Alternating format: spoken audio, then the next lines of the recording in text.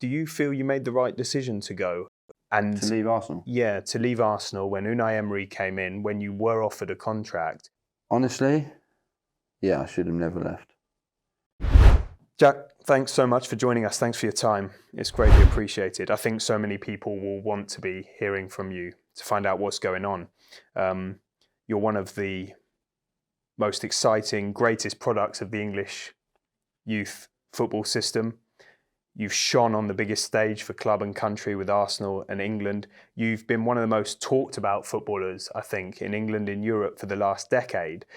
But sort of 10 years on from breaking through, setting the game alight, you're in a very different position now. So I think we'll start by you just explaining where you are at and telling people what's going on.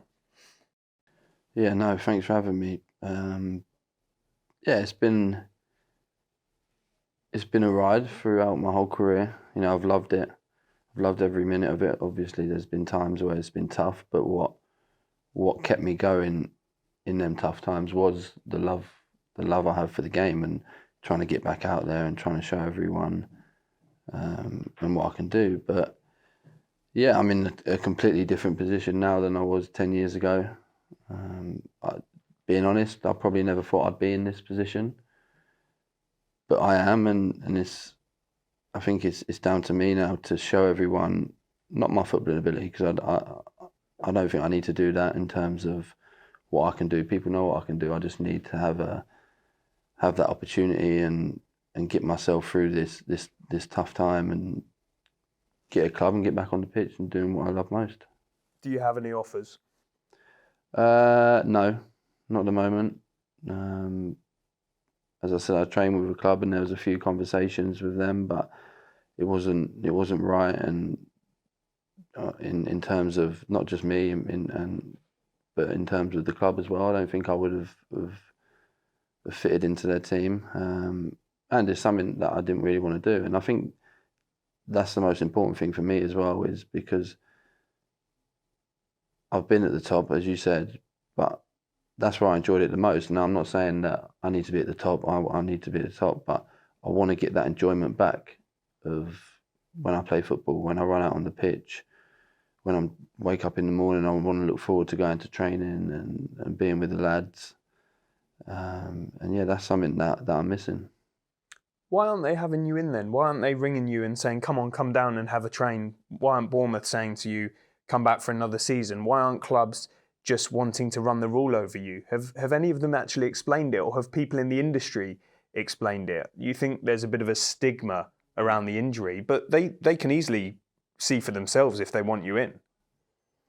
Yeah, well, I think the thing with Bournemouth is they obviously went in a new direction. They changed the manager.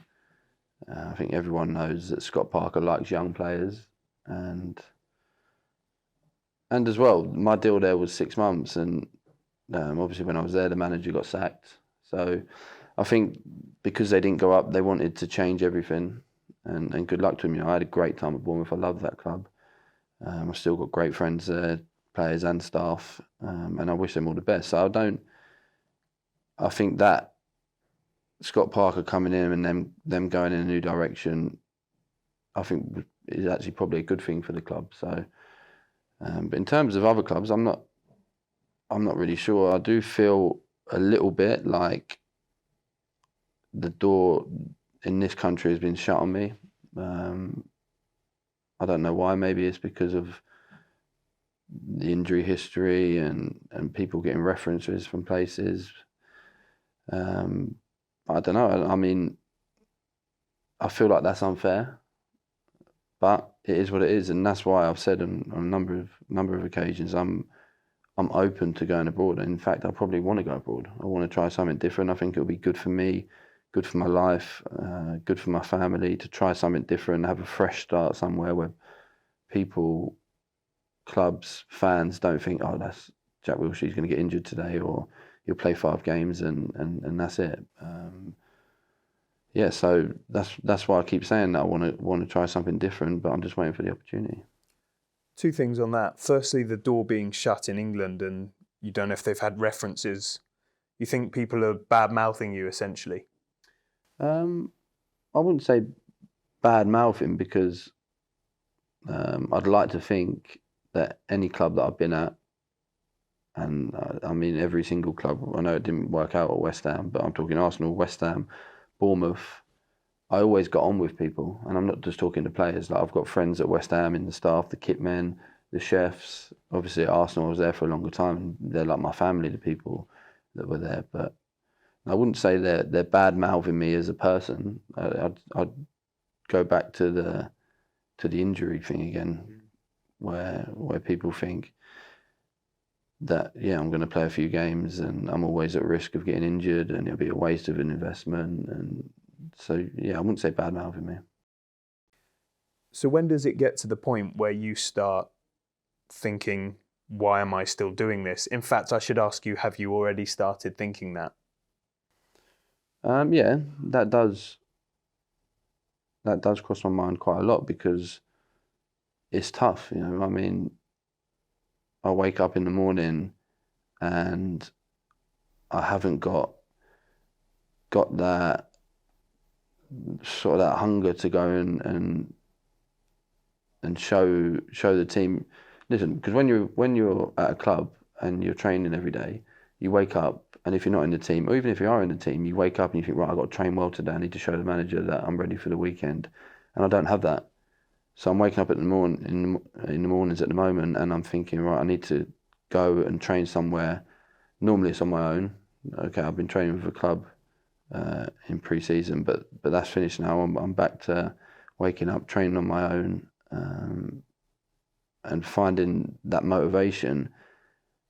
And the question I keep asking myself at the moment is, what am I doing it for? Like, whereas before, when I left West Ham, and I was trying to find somewhere, I thought, right, it's going to come, but it's not coming at the minute. And so now I'm waking up thinking, I need to train today, but why do I need to train today? Like, I want to find a club, but is it going to happen?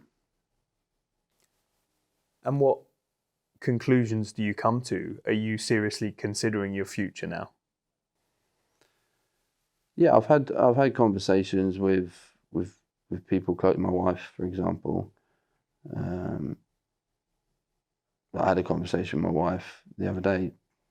It was just before we went to bed, and I said to her, look, I've got to train tomorrow, but why am I training? Should I just like try and focus on something else? I can be a coach, or I've just got on to the course to do my A license. I'll start focusing on that. And she said to me, no, you can't, you're too good. And I said to her, but you say I'm too good, but if I was too good, someone would come and at least give me a chance. Like you said, let me go and train there, or let me try and prove myself to them.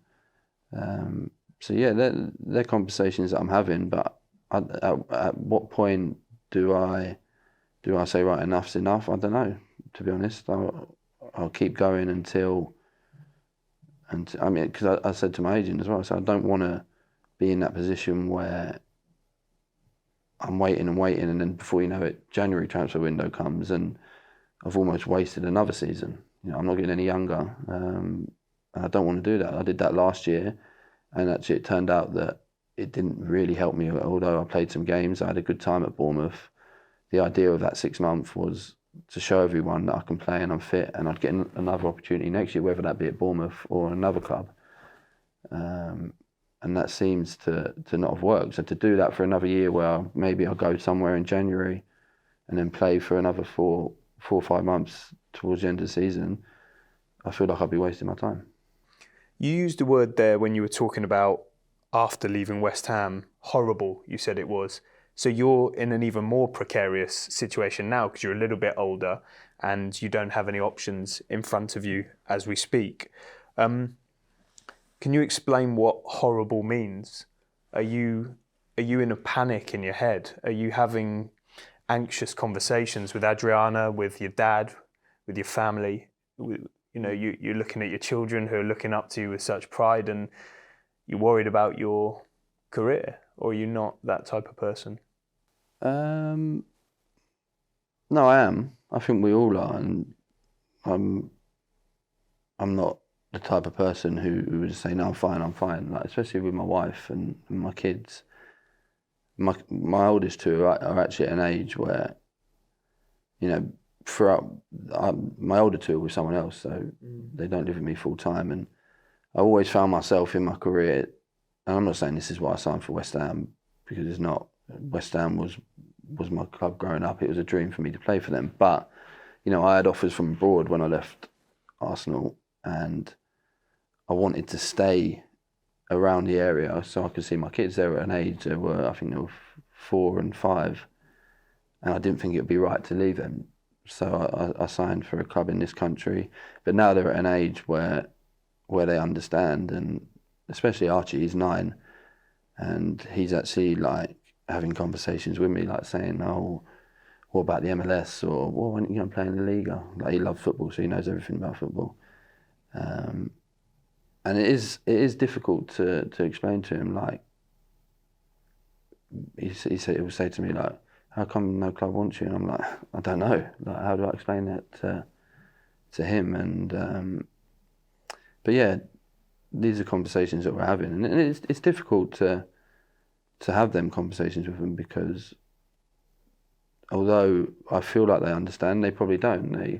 You know, and they've got kids. You know what kids can be. They've got friends at school who, and you know what kids can be like. They can be quite brutal to them, and they're like, "Oh, why's your dad not working? Is he not good enough? Is he not good at football?" And yeah, that's tough. But I mean, hopefully this won't go on for a long time, and they'll understand.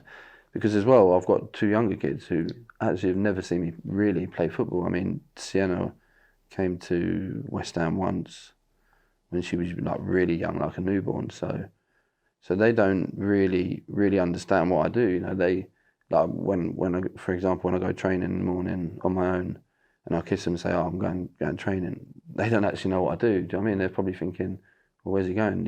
He's what's his job? What's he doing?" As a father myself of 2 boys, I find that really tough to listen to, and I presume they will have seen videos. You may have shown them images or YouTube, and it might be quite hard for them to correlate that star to what they're seeing now. Yeah, especially the older 2, because they remember the Arsenal days. You know, they remember coming to the box. They remember watching me play for England. So, yeah, in a way, it's quite nice that they have that. You know, and they can see that on YouTube, and you know, when I go out and people recognise me, you know, they sort of understand. But the most difficult part is like when trying to explain to them. They say, "Well, why don't you just sign for a club in England?" And I'm like, "Well, no one wants me," and they can't really get their head around it. And you've got good support around you and a good family. But football has been your life. And I was curious if you hear from people, like I know you're close to a small number of players like Benik Afobe, etc. But do people reach out to you, your former managers, coaches, England setup? I mean, you've given all of us some unbelievable memories, but now you're on your own running around an athletics track, and who's reaching out to you? Yeah, as you said, I've got a handful of close friends who I speak to a lot. Benik Afobe has been brilliant, and being honest as well with Benik, I find it difficult to speak to. But Benik's my best mate. He's been my best mate in football since I was like 8. But everyone knows what Benik went through, and like, I find myself struggling with Benik because he's been through hell and worse, but he's still there for me. He'll still pick up the phone to me and call me. We speak every day, me and Benik. And then there's Danny Welbeck, who rings me out of the blue, and he'll just see how you are. And like, it's a strange one with Danny, because me and Danny are really close mates, but we're mates more on like a banter level. Do you know what I mean? And like, he'll ring me and he'll say, "Oh, how are you?" And then I'll say to Mrs. "Oh, Danny just rang me to see how I was," and she's like, "Oh, that's so nice." And like, so there are a few people. Steve Cook at Bournemouth, who's been brilliant. There's a few more I'm forgetting. They're probably gonna kill me for not mentioning them. No. You don't need to name them, but I guess what I mean is, there will be many of us who feel that football, you gave everything from a very young age, and football gave you a lot as well. Let's be equal with it. But we kind of revel in those images, the Barcelona, the Norwich, we all talk about it, some of the England goals, 2 major tournaments, lifting 2 FA Cups. But then there is sometimes a case of out of sight, out of mind. And yeah, Arsene Wenger did great stuff for you. England managers gave you call-ups. But I wonder if English football has a collective responsibility to almost give a leg up to someone that has been part of its history when in times of need. Yeah, I've spoke to Arsene as well actually a few times. But I don't know, I think there's this sort of feeling in football that as you said, it's given me a lot, and I'm thankful. I'll be thankful for the rest of my life, and I've loved every minute of it. But I think there is what you said, out of sight, out of mind, a little bit. Like, I'm not saying that, I need football to come and save me, because I don't, and I wouldn't expect it to. Football goes on, life goes on. But yeah, I mean, I think there's a sort of a feeling around football of, right, work hard, keep working hard, which I am doing, and I'm just waiting for an opportunity rather than hoping football comes and saves me. I just want an opportunity. I'm fast forwarding a bit now, but do you feel you made the right decision to go and To leave Arsenal? Yeah, to leave Arsenal when Unai Emery came in, when you were offered a contract, and you've given answers in the past, but I wonder now if your answer's slightly different, given that you've not got any offers on the table. Honestly, yeah, I should have never left. And listen, I've been slaughtered by every single West Ham fan out there, and that's nothing against West Ham. It could have been anyone, but I shouldn't have left Arsenal. But saying that, as I mentioned before, I grew up a West Ham fan. So I probably wouldn't have left unless it was West Ham. So it's a tough one, because my dream growing up, yes, I was in the Arsenal academy, but before that, when I was really young, so I'm talking 7, 8, my dream was to play for West Ham, and I did. But I always think, I had a conversation with Arsene when I came back from Bournemouth the first time. I broke my leg playing for Bournemouth, and I had a year left on my contract, and I came back, and Arsene said to me, look, you can leave. You're not going to get a new contract here. If you can get a contract somewhere, you can leave. And knowing Arsene the way I knew him, and I knew how much he rated me as a footballer, I knew if I got myself fit, I looked around the midfield and I thought, if I get myself fit here, we were in the Europa League, so there's loads of games. Arsene played sort of the reserves in the Carabao Cup. And I knew if I got myself fit, I had a few good performances, I can get myself into that team. And I wish I had that same mentality when I sat down with Emery when he first came, and he said, look, there's a contract on the table, but you're not in my starting 11. And I remember walking out of there angry, obviously, because I thought I was going to play. I'd proved myself in the team the year before, and then for someone to come into the club and say, no, you're not going to play, I was angry, and I probably made a few rash decisions. I walked out of there, I rang my agent and said, right, that's it, we need to leave. And I probably should have taken a few days, maybe a week, and just calmed down and thought to myself, again, I look around this midfield and I back myself to get in it.